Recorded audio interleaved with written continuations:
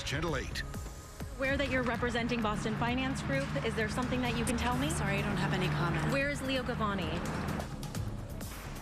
$100 million missing. Now breaking developments in a Tampa courtroom, the latest in an 8 on Your Side investigation into a Bay Area trust fund company.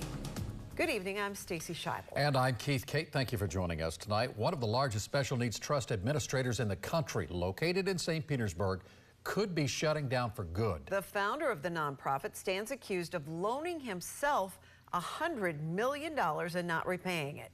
The Center for Special Needs Trust Administration had been administering more than 2,000 trusts and managing more than $200 million all across the country, even internationally. Our investigator Brittany Muller has been following this story, and she is joining us now with her latest update.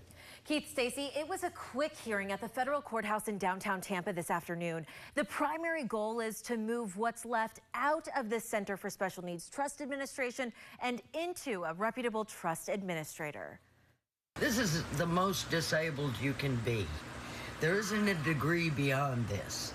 8 on Your Side first introduced you to Sarah Hall and her mother, Teresa Slosser, of Fort Myers last month. We'll wake up. When Sarah was 18 years old and 10 weeks pregnant, she was in a car crash. The crash led to a lawsuit which resulted in Sarah receiving a settlement and monthly annuity payments.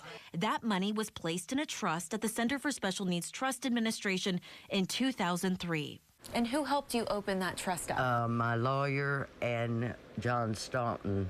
Leo Gavani and John Staunton founded the center in 2000. And over the years, you never had any questions or doubts about the center. No, because my lawyer and John Staunton, I trusted both of them explicitly. This is a promotional video from 9 years ago. The most rewarding thing about working with the center is seeing the difference that it makes in people's lives. According to the bankruptcy filing, the center's former leadership discovered $100 million was missing in 2022.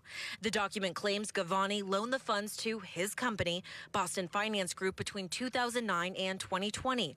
The center says that money has not been paid back. The case is now in federal bankruptcy court.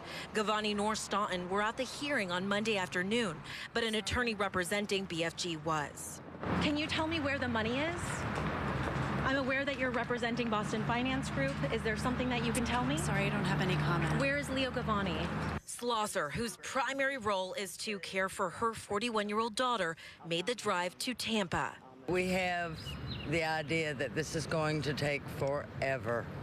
They're just going to keep adding days and days and days and days, and we're going to be still standing in the dark going, wait a minute. Attorney Stephen Worth, representing the Chapter 11 trustee, says they've done their due diligence and have found another administrator, which has not been publicly named, to transfer the trust to. They're in the process of drafting an agreement, which will then need to be approved by the judge. Families impacted will have a choice to opt out. I'll find my own. I'll move it out. Trust is, when you break it, how are you supposed to believe that the very people that cut your throat are going to sew it back, your head back on? That's not possible. Worth says then it's full steam ahead with litigation, but Slosser is hesitant about this entire situation. This whole system does not work. What it does is it puts more money in lawyers' pockets. It allows money to dwindle down to nothing because the process, every day that they work on it, it costs all of us a penny, a nickel, a dime. We're going to run out of money, but they're not. Families impacted had until April 19th to file a proof of claim, but that deadline has since been extended to July 18th. If you need help, there are several resources out there, including legal aid, to help families navigate all of this. We will post that information on our website along with this story. I feel for all of those people, even watching this court proceeding go through. I mean, you're talking 1,000 trusts. I mean, some partially, some completely just drained. How are these people supposed to care for their loved ones if they have no money left to help them? Right, that's a really great question. Keith, the center agreed to advance the funds for families whose trusts were completely depleted. However, they must apply. The court authorized $20,000 a month to be distributed to help cover critical expenses, including including rent or essential medical supplies. We're still learning more about this, and there's still a lot more questions to... So they may not have money in their funds, but the court is saying, you go find some money. If these people have a crisis, go get it and help them out. Only for those with accounts that have been completely drained, right. not partially drained accounts. Yeah. So what does everyone do in this situation? Well, it's difficult, and I'm glad you're staying on it. Brittany Muller with that report. And if you have a problem that needs solving and you want something investigated, just call the 8 on your side helpline. There's the number, 1-800-338-0808.